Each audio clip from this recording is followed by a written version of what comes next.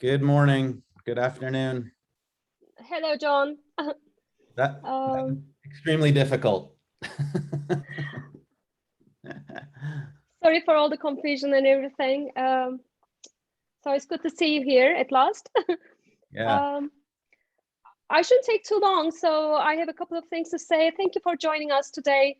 We're honored to see you here at our 25th anniversary celebration. And it's a pleasure to host you and meet you here on this occasion. I would like to say a few words about you before you begin your talk. So to introduce you to the audience, John Schwartz serves as edX Head of Global Business Development. He's part of the team that drives EDX's engagements and with prospects and partners, including foundations, NGOs, corporations, and governments for both local and international. John has extensive experience in Asia and Middle East. John's career has been focused on driving business development for companies in a variety of industries, including education technologies, automotive, pharmaceuticals, publishing, and finance. He has also experience in strategic marketing and branding with an emphasis on experiential design. Recently, John was a board member and chief strategist at Hudson Cutler, a technology-driven marketing and communications company. He is a graduate of Hobart and William Smith colleges. Thank you, John. And the title of John's talk will be The Future of Higher Education After the Pandemic, which is quite a relevant topic to the current situation of all the universities are facing. Thank you for joining us. So I'll pass on you for your talk. Thank you. thank you. And sorry, everyone, for being late. I don't think I've ever had this many problems trying to get on a Zoom call, but it said it was for participants only. So I'm going to share my screen. Hopefully this will work.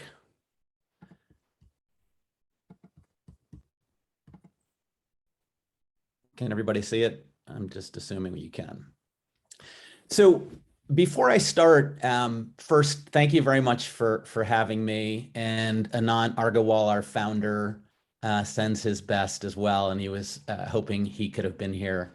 I just got back yesterday from Dubai, where evidently I said some controversial things.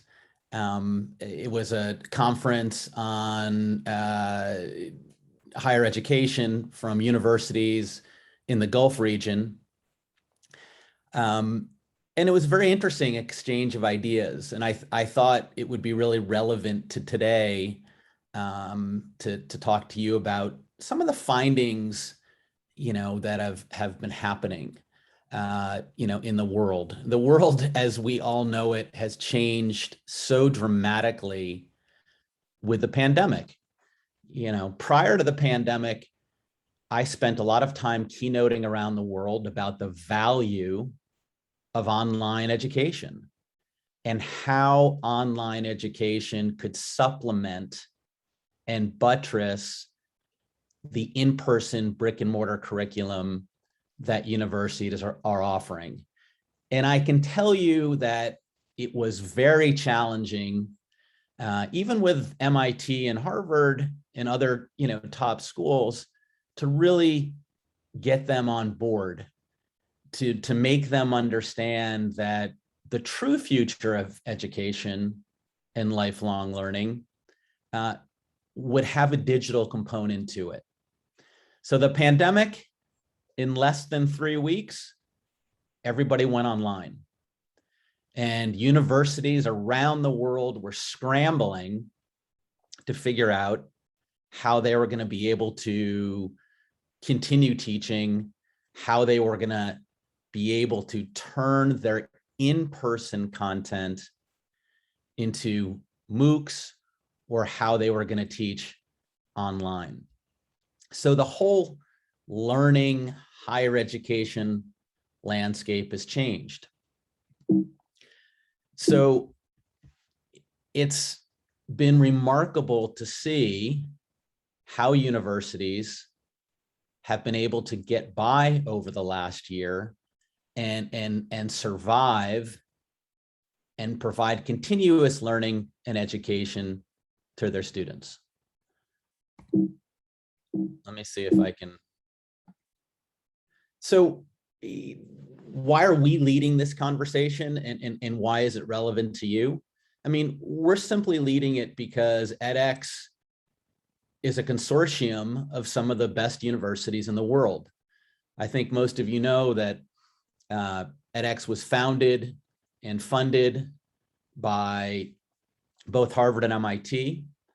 And over the last 12 years, we have had almost 160 of the top universities and colleges, as well as enterprises like Amazon and Google and IBM, providing content on the platform to 44 million learners.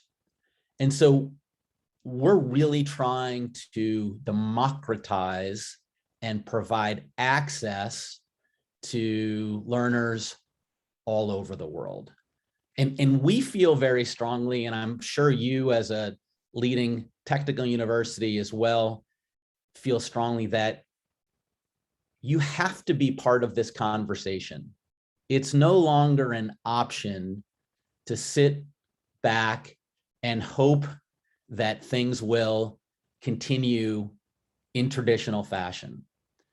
You know, one of the things I said in Dubai that caused a lot of controversy was the 4-year degree is still very important, but employers are now looking for students, graduates that have certain requisite skills so they are job ready on day one. And that gap between what graduates have and what enterprises need is growing due to technology. And that's why talking to you, who have a vast understanding, most of this you're probably already aware of and addressing. But the point I was making in Dubai was universities really have to be learner-centric and figure out how to make sure that their graduates are job ready and prepared, because I can tell you that enterprises and governments, while they value, and I want to be clear, while they value the graduate degree and undergraduate degree, there are many alternatives now. I'm sure most of you are aware, for example, that Google launched their own degree for, I think it's under $1,000. And again, it's a short program. I think it's 6 months, but it does give a person certain job-ready skills that make them viable in a Google type atmosphere. So we are trying to be global advocates and work alongside universities like yours to make sure that your learners are prepared as they enter the world.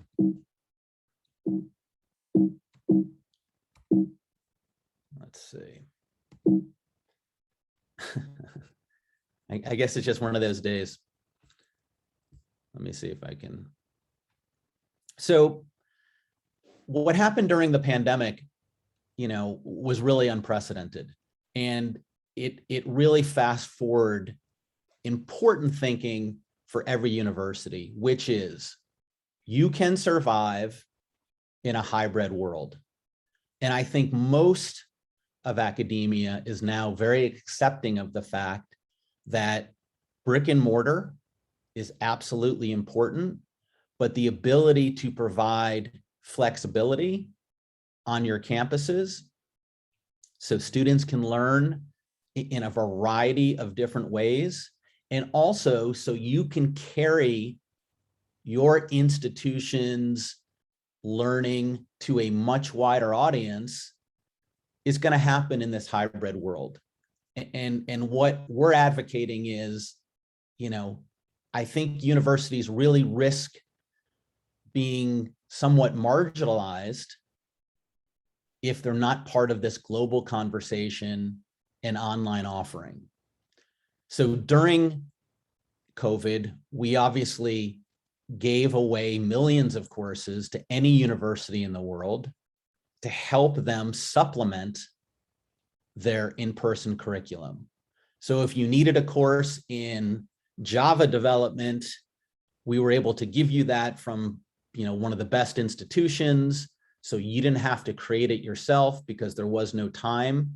And you could layer in these different subsets of courses to support your current curriculum. And what we're seeing now, even though we're coming out of the pandemic and in-person is starting again, is that many universities are choosing to partner with different institutions, the MITs, the Georgia Techs, again, to add additional content to their curriculums.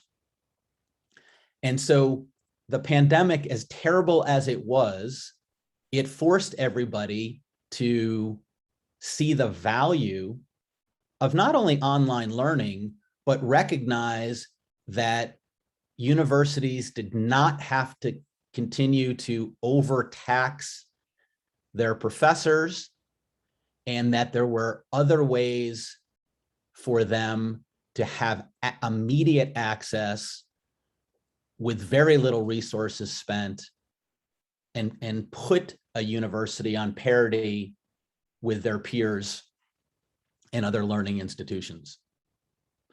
So again, what we're seeing and what student trends are kind of telling us is, the world as we see it now, 40% of bachelor seeking learners, don't complete their degrees. The good news is that almost 60% said that COVID's going to impact their decision to seek additional education, which is fantastic news. But I think the real proof point is the fact that 73% of students are totally on board with taking online courses, and this changed significantly. And by the way, it really is no different than what enterprise and government workers are saying about remote learning. As we're all reading, the Googles and Facebooks and Apples are now all talking about a hybrid work situation. Students are also understanding the value. But I want to be really clear. We are not advocating just online learning or in person. We are saying that there is a healthy use for both, and both are equally important. So what universities are telling us, and I think you're probably already aware of this, is that access, almost 90% of people like you are concerned about how you get your content, your school, all the things that you offer to lower income students around the world. And the real challenge, and I know a lot of you are faculty, or the majority are faculty on this call, because we work with 160 institutions, we hear this constantly, that it's hard to be a professor, but also have to wear a different hat in terms of, new online responsibilities, taking your content and having to be the one to architect it into some kind of online form. So there's been a real shift in terms of priorities, in terms of workload. But I'm here to tell you that that balance, has vastly improved by, many third-party entities that are taking your in-classroom content, and in just a few months' time, for very little expense, with your oversight, turning that very important in-person content into online. So you have two important mediums that you can now offer. And if you think about the reach of platforms like ours and other platforms, I mean, on ours alone, we're reaching almost 44 million people. That's 44 million people that potentially have access to your university's content. So, you know, it goes without saying that we know that universities are short on resources and short on time, but remember, universities are taking our catalog of courses from the best universities in the world and using those as part of their curriculum until they can either make their own online courses, or, as the case in many cases, continuing to use ours, which students obviously like, as long as the content that's being provided is up to the standard of your particular university. The other thing, which maybe we don't think about as much, but I'm sure you all do, is what employers are telling us. And I think this is really where, you know, and I put this together for you being, you know, technical school. In 2019, you know, computer science, data analysis, machine learning, AI, super important, continues to be the most still important tech topics, along with data and, you know, data science and some of the others. But what we're starting to see now is that learners coming out of graduate school and undergraduate have to have an additional set of skills, what we call soft skills. So leadership, communication, emotional intelligence, diversity, inclusion. I can tell you, because I lead our global business development practice globally, so I'm working with enterprises around the world as well as governments. These are becoming equally important in the ecosystem of hiring as the skills that you all are teaching your learners. So there's huge opportunity for higher ed institutions, and this trend will only continue, and simply because of the advancements in technology. So, you know, this whole online world of digital badging and degrees, it's all kind of coming, you know, through this funnel. And no matter whether you are in person or online or a combination of both, it's creating learners that need. It's not voluntary anymore.